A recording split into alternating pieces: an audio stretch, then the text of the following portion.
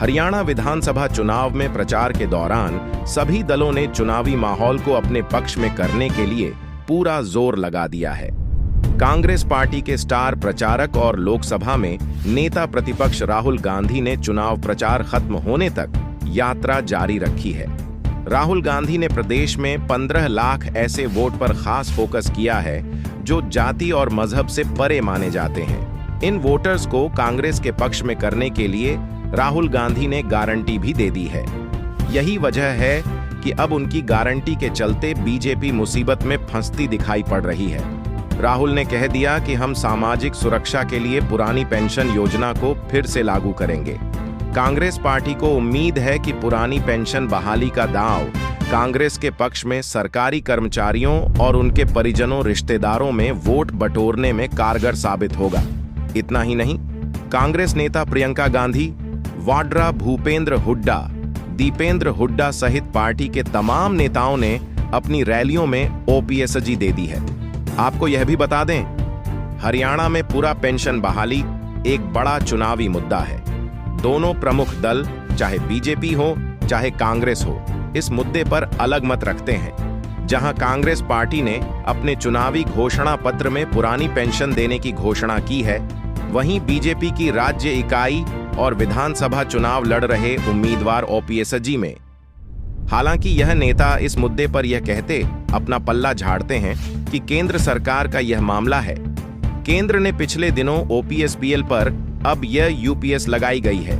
इसे 1 अप्रैल 2025 से लागू भी किया जाना है। पीएम मोदी ने 14 सितंबर को कुरुक्षेत्र में आयोजित एक चुनावी जनसभा में पेंशन को लेकर बड़ा बयान दिया था।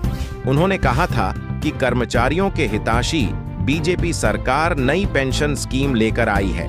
इसमें कर्मचारियों के लिए निश्चित पेंशन की गारंटी है। इस नई पेंशन स्कीम को यूपीएस का जो है वह व्यापक स्वागत है और सरकारी कर्मचारियों ने भी इस पर खुशी जताई है। कांग्रेस नेताओं का यह मानना है कि सरकारी कर्मचारी यह पीएस को लेकर खुश नहीं है। कर्मचारियों की एक मांग है कि पुरानी पेंशन योजना को ही बहाल किया जाए। इस मांग को लेकर सरकारी कर्मचारी कई सालों से आंदोलन और विरोध प्रदर्शन कर रहे हैं। पेंशन बहाली संघर्ष समिति के राज्य प्रधान कहते हैं कि केंद्र सरकार ने यूपीएस के जो लाभ गिनाए हैं, उन्हें तो कर्मचारियों ने पहले ही रिजेक्ट कर दिया था। इतने सालों से सरकारी कर्मचारी जो आंदोलन कर रहे हैं, वो यूपीएस के लिए नहीं कर रहे हैं। कर्मचारियों की एक ही मांग है कि पुरानी पेंशन योजना को लागू किया जाए और यही लाइन कांग्रेस चुनाव में बार बार दोहरा रही है। प्रचार के दौरान प्रदेश का हर कर्मचारी चाहता है कि उसे पुरानी पेंशन मिले। जो भी पार्टी ओपीएसजी, उसे ही कर्मचारी उनके परिवार और रिश्तेदारों के वोट मिलेंगे। पिछले दिनों मुख्यमंत्री नायब सिंह सैनी ने भी सरकार कर के जो कर्मचारी हैं, उनको लेकर सख्त बयान दिया था। उन्होंने कहा था कि बीजेपी सरकार बनने के बाद अधिकारियों और कर्मचारियों पर सख्ती होगी। पेंशन बहाली संघर्ष समिति के राज्य प्रधान का कहना है कि जो लोग यह सोचते हैं कि कर्मचारियों की संख्या बहुत छोटी है, चुनाव में वो भला क्या नुकसान पहुंचा पाएंगे, उन्हें नतीजे बताएंगे। आपको बता दें, हरियाणा में लगभग 8 लाख से ऊपर 2,70,000 के आसपास सरकारी कर्मचारी हैं। इसके अलावा 5 लाख से ज्यादा अधिक पेंशनर्स हैं। अगर सरकारी कर्मचारी और पेंशनर्स को मिलाई जाए तो इनकी संख्या तकरीबन 15 लाख के आसपास पहुंच जाती है। उनके परिवार, उनके सब लोगों को लेकर इस बार विधानसभा चुनाव में अधिकांश सीटें ऐसी हैं जहां पर हार जीत का अंतर बहुत अधिक नहीं रहने वाला है, ऐसा राजनीतिक विश्लेषक मानते हैं। कांग्रेस पार्टी ने भले ही लोकसभा चुनाव में ओपीएसपीएल में अपना रवैया स्पष्ट कर चुकी है। केंद्र सरकार ने यूपीएस को लागू करने की बात कह दी है। खास बात यह भी है कि 15 लाख वोट सीधे ओपीएसएन धर्म जाति के दायरे में बांधा ही नहीं जा सकता। अभी तक प्रदेश में ओपीएसजी भी आंदोलन या प्रदर्शन हुए हैं। उनमें सभी जातियों धर्मों के कर्मचारियों ने भाग लिया है। यह कर्मचारी ओपीएसओ में दलगत राजनीति से भी परे बताए जाते हैं। राजनीतिक विश्लेषक इन्हें एक अलग श्रेणी बता रहे हैं।